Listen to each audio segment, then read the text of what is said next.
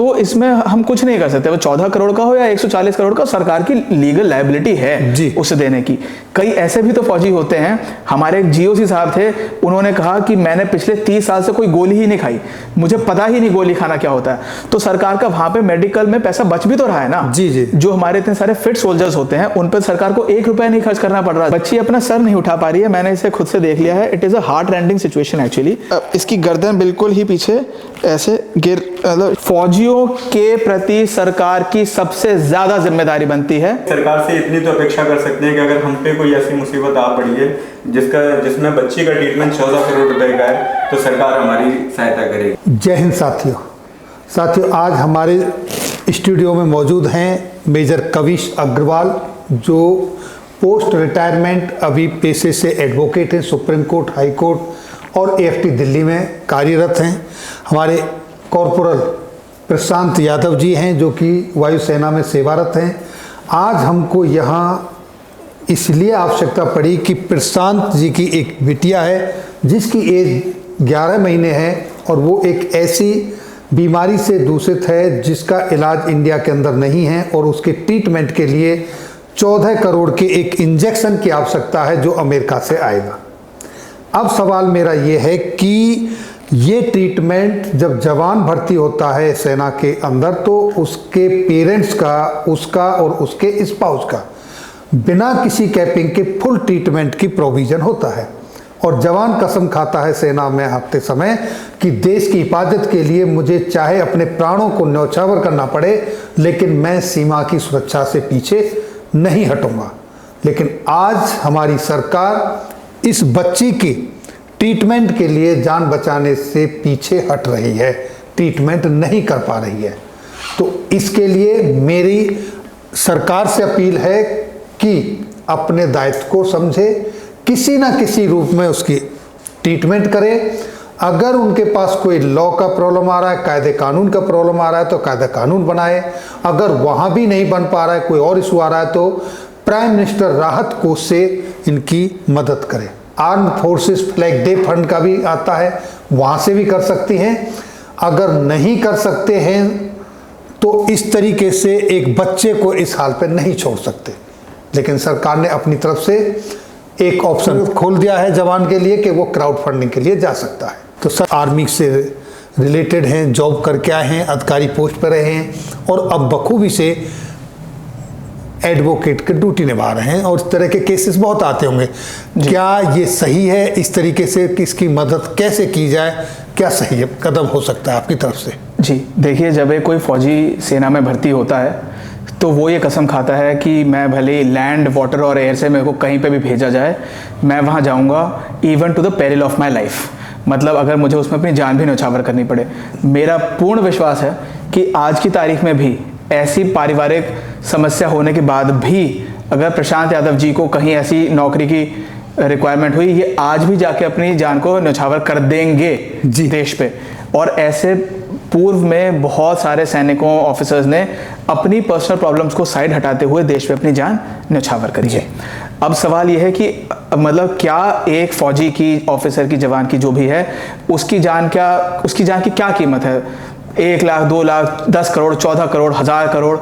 अगर उसकी बच्ची की अब अगर जान की सवाल आ रहा है, तो क्या सरकार उस पर 14 करोड़ का इंजेक्शन क्यों नहीं लेके आ सकती है?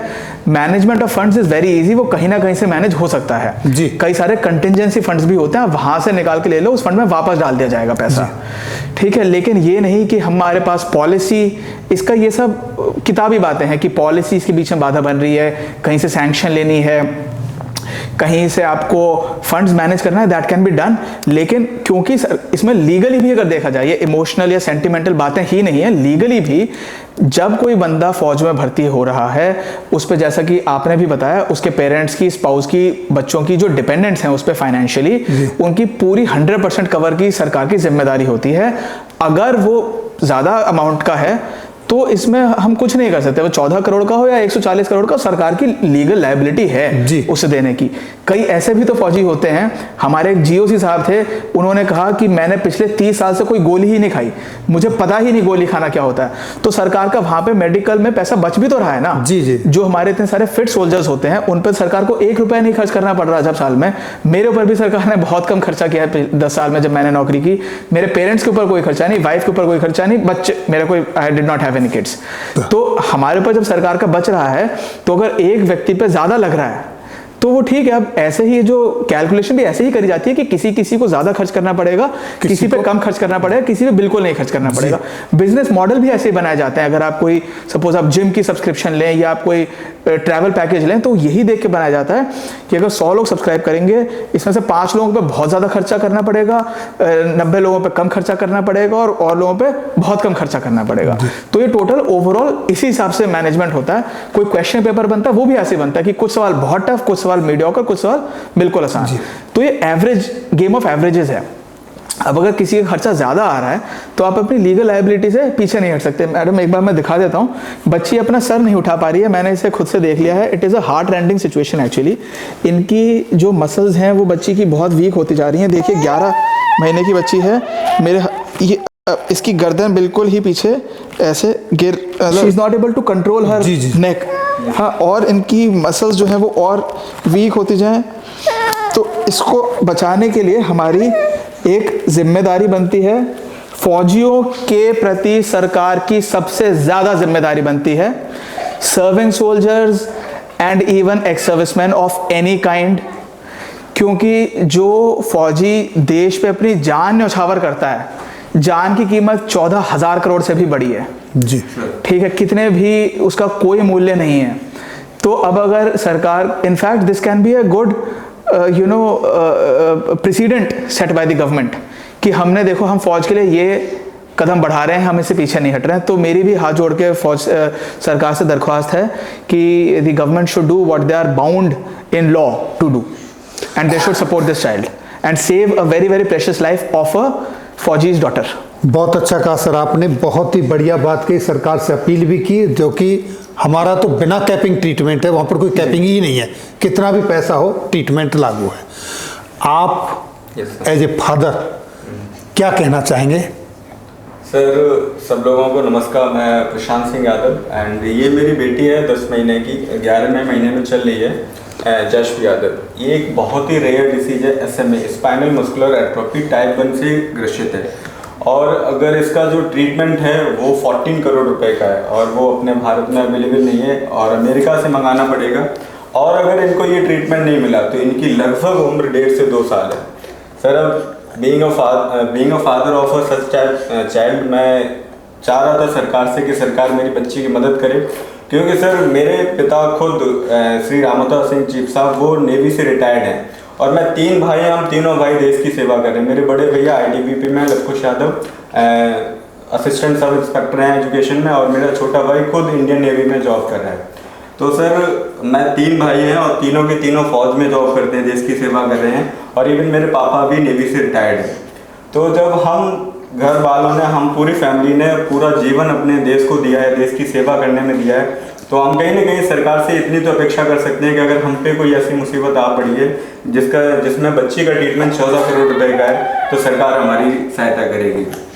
एंड सर ये मतलब कोई ऐसा नहीं है कि उसके तहत है, बट हमने ये साइन भी किया हुआ है कि अगर हम पे कोई मुसीबत आ पड़ेगी मेडिकली तो उसमें सरकार भी हम पे बोलती है कि हम आपकी फ्री ऑफ कॉस्ट मदद करेंगे। बट सर अभी मुझे सिर्फ इसकी क्राउड फंडिंग की परमिशन मिली हुई है, क्योंकि बोलते हैं कि ये ट्रीटमेंट DCGI से अप्रूव नहीं है, तो इसकी वजह से हम मेडिकली चैनल से नहीं खरीद सकते हैं। सर अब क्राउड फंडिंग एक बीइंग फौजी के लिए करना बहुत टफ काम है, क्योंकि हमें इतना टाइम नहीं मिलता, हम सोशली इतने कट ऑफ हो चुके होते हैं, हम इतने लोगों से कनेक्ट ऑथेंटिकेटेड वे से नहीं कर सकते कि वो आके मेरी मदद कर सकें। तो ये हमारे लिए बहुत ज़्यादा टफ हो रहा है। एंड ऑप्शंस आ रहे हैं कि आप इम्पैक्ट गुरु में क्यों कर रहे हैं, आप पर्सनल अकाउंट में क्यों नहीं ले सकते। तो इसका एक है कि ये करोड़ों की फंडिंग है, हम अपने पर्सनल अकाउंट में लेंगे तो RBI या कस्टम हमारे अकाउंट पे होल्ड लगा देंगे, वो मिनिमम 3 मंथ के लिए लगता है। और 180 डेज के लिए अगर हमारे अकाउंट से ट्रांजैक्शन नहीं हो सकता, उसके बाद वो क्लियर कराना वो बहुत बड़ी प्रॉब्लम हो जाएगी। तो जब भी कोई क्राउड फंडिंग हम बड़े अमाउंट्स की करते हैं तो वो एक NGOs के माध्यम से कर सकते हैं, और जो मैं इम्पैक्ट गुरु NGO से कर रहा हूँ। एंड सर ये बिल्कुल सेफ है। मेरा उनके जो डायरेक्टर हैं प्रशांत जी, उनसे मेरी बात हो रखी है और हमारा एग्रीमेंट है, और हमें उन्होंने जितने भी उनके सर्टिफिकेट्स हैं सारे दे रखे हैं। पैसा विदाउट माय परमिशन, एक पैसा भी इधर से उधर नहीं जाएगा। लेकिन बीइंग अ फादर मुझे नहीं बोलना चाहिए, अगर ये पैसा मेरी बच्ची के लिए यूज़ नहीं हो पाया, अगर बच्ची को कुछ हो जाता है तो ये पैसा ऐसे ही किसी दूसरे बच्चे की हेल्प के लिए यूज होगा। एक पैसा भी किसी मतलब इधर उधर या गलत किसी के लिए यूज नहीं हो सकता। ये पैसा या तो मेरी बच्ची के लिए यूज होगा या फिर ऐसे ही एसएमएस से ग्रसित किसी दूसरी बच्ची के लिए यूज होगा। तो प्लीज़ मेरा आप सबसे रिक्वेस्ट है कि ये बिल्कुल सेफ है, विदाउट एनी डाउट आप इसमें ट्रांजेक्शन कर सकते हैं। तो साथियों, आपने सुना एक फादर किस तरीके से आपसे अपील कर रहा है, और जो शब्द नहीं कहने चाहिए कि अगर ये अमाउंट मेरी बच्ची के लिए इस्तेमाल नहीं हुआ तो ऐसे ही किसी दूसरे बच्चे के लिए इस्तेमाल होगा। ये उस फादर की व्यथा है, दुख है, जिसका खुद का फादर भारतीय सेना में नौकरी किया, जिसके 2 भाई और देश की सेवा में जॉब कर रहे हैं, और वो आदमी आज सरकार के नोटिफिकेशन के ऊपर जो भर्ती होते हैं, जहां ये कहा गया है कि आपका ट्रीटमेंट आपके आश्रितों का फ्री है, वो उस आश्रित के लिए, आश्रित के ट्रीटमेंट के लिए दर दर भटक रहा है। मैं ये ठोकर खाना तो नहीं कहूँगा, वो दर दर भटक रहा है अपनी बच्ची की जान बचाने के लिए। तो मेरा मेजर साहब का, प्रशांत जी का, हमारा सबका आपसे अनुरोध है करबद्ध कि जितना हो सके बच्ची के ट्रीटमेंट के लिए हेल्प करें। 100 रुपये, 500 रुपये, 1000 रुपये, 10,000 रुपये, जिसकी जितनी क्षमता है ज़रूर करें। और ये हम बच्ची हमारे सामने है, ऐसा नहीं है आजकल सोशल मीडिया में जो जिस तरीके से फ्रॉड चल रहे हैं, ऐसा कुछ नहीं है। ये सामने हमने देखा है, अपने कागज़ भी देखे हैं और बच्ची को भी देखा है। तो आपसे फिर एक बार पुनः अनुरोध है कि इसकी मदद करें, अपनी बच्ची को बचा लें। ये बच्ची आज प्रशांत के घर में पैदा हुई है, ये मेरे घर में भी हो सकती थी, ये किसी और के घर में भी हो सकती थी। इस बच्ची का कोई दोष नहीं है, ये दोष है तो मैं फिर कहूँगा, करबद्ध जोड़ के कहता हूँ कि दोष है तो हमारी सरकार का, जो इसको रोड पर छोड़ दिया भटकने के लिए, अपनी बच्ची की जान बचाने के लिए। मेरा अनुरोध है कि ऐसा सरकार ना करे, कोशिश करे। अगर सरकार नहीं करती है तो भी आप चिंता ना करें, हम हैं, समाज है, आपकी बच्ची के लिए ये बंदोबस्त हो जाएगा। सर आप कुछ? मैं बस ये I am requesting the government and everyone concerned, ख़ास तौर से जो अपनी फ़ौज की कम्युनिटी होती है, हम हमेशा कहते हैं कि army is a complete family. हम ये कहते हैं कि आर्मी में, नेवी, एयरफोर्स में, कि मेरा रिलीजन हिंदू नहीं है या मैं मुस्लिम नहीं हूँ, मेरा रिलीजन है आर्मी, ऐसा मैंने बहुत बार सुना है। तो ये एक्चुअली टाइम है अपने रिलीजन को साबित करने का। और जो अपनी फैमिली बताई जाती है कि मेरी फैमिली, मेरी बीवी बच्चे पेरेंट्स ही नहीं है, मेरी फैमिली है आर्मी, तो ये एक्चुअली उसी फैमिली का बच्चा है। ये उसी फैमिली की बच्ची है और अपनी फैमिली के ही अब काम आने की हम लोगों का टाइम आया है। So let us prove it, let us prove that we have it in us to save a poor daughter from the claws of death. तो साथियों, जय हिंद, जय भारत।